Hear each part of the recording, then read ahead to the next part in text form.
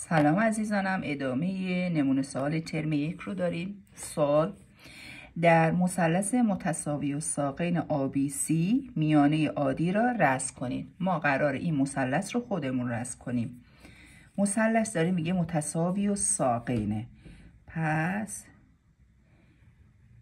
یه همچین چیزی میکشن که این قسمت با این قسمت مساوی باشه. اسمش هم میذارم ABC. میگه میانه عادی. وقتی میگه میانه عادی یعنی از آ رسم میشه، بر ضلع مقابل نصف ضلع مقابل رو نصف میکنه. میانه یعنی از رأس آ شروع میشه، ضلع مقابلش رو نصف میکنه. دیگه عمود و فلان و اینجور چیزا رو نداره. ضلع مقابلش رو نصف کنه. ما یه همچین حالتی داریم، یعنی این قسمت با این قسمت مساوی هست. اسمش هم هست عادی. خب رسم کردیم.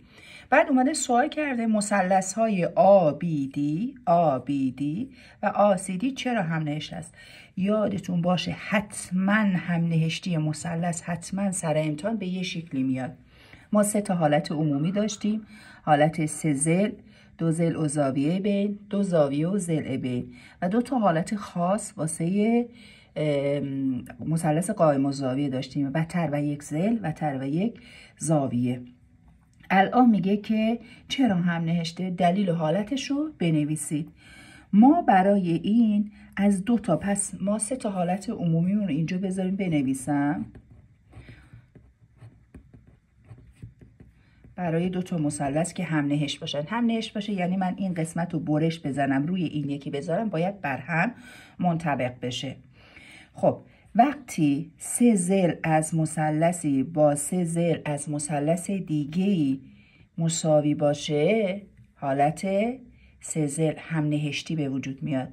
یا 2 ضلع از مثلثی با زاویه بین. نگاه کنید، این ضلع با این ضلع، این ضلع هم با این ضلع، چون متساوی الساقین هست پس این زاویه هم با این زاویه مساویه. پس حالت 2 ضلع و زاویه بین. این زاویه حتما باید بینش باشه، نمیتونم از این زاویه یا از این زاویه استفاده کنم. پس چی کار میکنم؟ یا این یکی رو استفاده میکنم یا این یکی، اما از این یکی نمیتونم استفاده کنم. چرا؟ چون من 2 تا زاویه رو ندارم که بخوام ازش استفاده کنم. چون اولی راحت هست، من اولی رو استفاده میکنم. میگم AB برابر AC. کی گفت؟ چون متساوی الساقین. فرض ما گفت عادی هم مساوی عادی. چرا؟ چون ضلع مشترک هست. و BD هم مساوی DC. پس بنابر حالت 3 ضلع این 2 تا مثلث با هم چی هستن؟ هم نهشت هستند. وقتی هم نهشت هستن یعنی بقیه اجزاشون هم مساویه. بقیه اجزا رو ما به اسم اجزای متناظر میشناسیم بچه ها. اجزای متناظر یعنی شما اجزا، زاویه ها یا ضلع های رو اینجا می نویسی و معمولا هم 3 تاست، همیشه هم 3 تاست که اینجا استفاده نکرده باشی. پس بنابر حالت 3 ضلع این 2 تا مثلث هم نهشته، یعنی اگه برش بزنیم بر هم منطبق هست، یعنی این ضلع با این ضلع، این ضلع که مشترکه و این ضلع با این ضلع مساویه. خب پس بقیه چیزاش هم مساویه. بقیه چیزا شامل این زاویه با این زاویه، این زاویه با این زاویه و ایشون هم با ایشون میشه.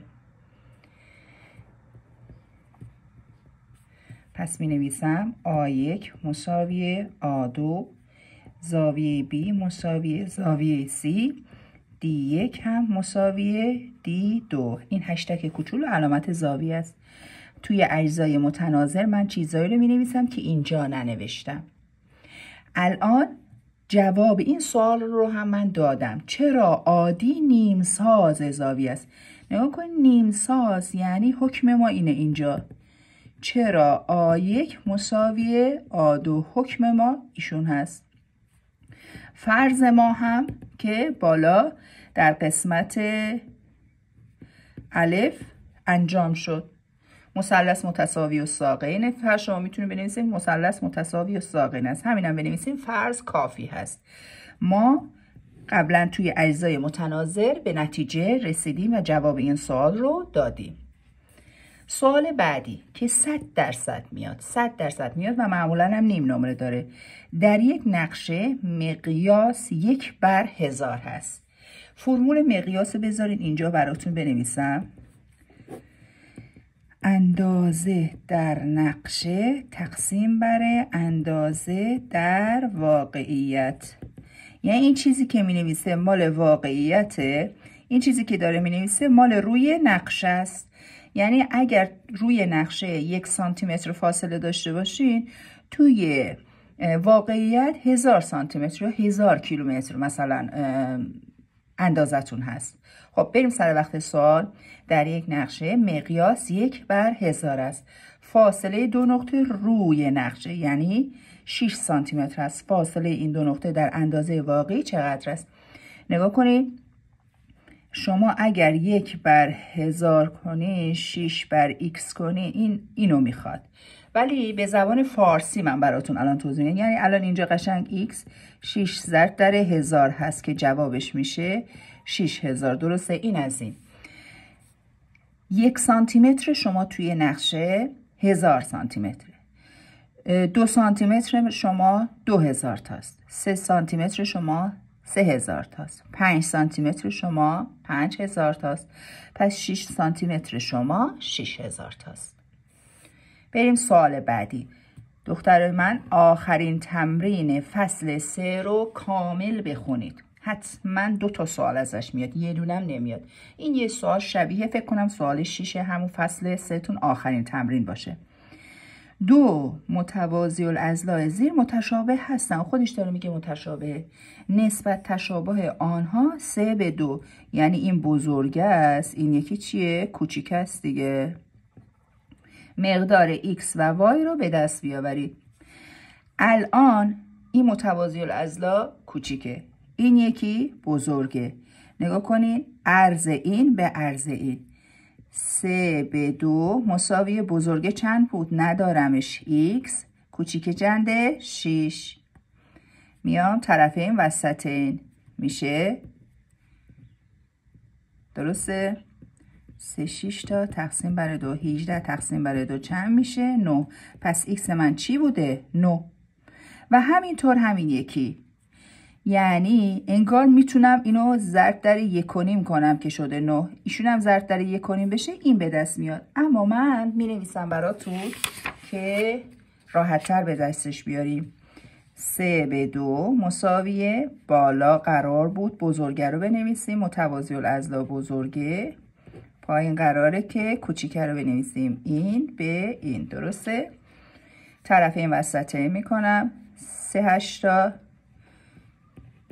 2 ضرب در اینو داخل پرانتز بذارم. اینو حواستون باشه.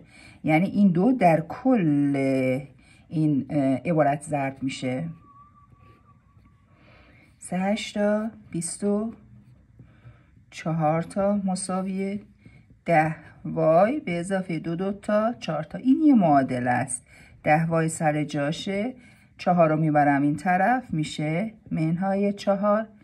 جواب من میشه 20 مساوی 10 وای. وای شما میشه 20 تقسیم بر 10. در آخر وای شما میشه 2. 20 تقسیم بر 10 جوابش میشه 2. از من x و وای خواسته بود. یعنی بچه ها نگاه کنین، اگه وای من 2 باشه 5 2 تا 10 تا 10 به اضافه 2 12. پس این زل چند بوده؟ 12 بوده. این زل 8 بوده. این زل 6 بوده. ایشونم 9 بوده. همه 1.5 برابر شده. آخرین سوال رو بریم. قبلش بگم که این امتحانی که من براتون به عنوان نمونه باهاتون دارم کار میکنم تا صفحه 64 هست. نماد علمی رو نداره. تا صفحه 64 کتابتون هست. حاصل عبارات رو به صورت تواندار بنویسید. در ضرب حواستون باشه که این قانون فقط برای ضرب و تقسیم هست. ما برای جمع و تفریق هیچ قانونی نداریم. اگر توانها مساوی باشد یکی از توانها را می نویسیم، پایه ها را در هم ضرب می کنیم. میشه منفی 10 به توان 7. همینجوری می نویسم، مثبت نمیشه. این چرا؟ چون توانش فرد هست. بریم سر وقت ایشون. پایه ها مساویه، یکی از پایه ها را می نویسم در ضرب، توان ها را جمع می کنم. منفی 6 به اضافه منفی 3 جوابش میشه منفی 9. یکی از توان ها را می نویسم، پایه ها را تقسیم می کنم. 21 تقسیم بر 3 جوابش میشه 7. خب دوباره پایه ها مثل هم شد. ما 3 مدل تقسیم داریم عزیزای من. 6 تقسیم بر 2، 6 تقسیم بر 2 و 6 تقسیم بر 2. هر 3 یعنی تقسیم. الان این هم یعنی تقسیم، یعنی این مدلی هست 7 به توان منفی 9 تقسیم بر 7 به توان 6.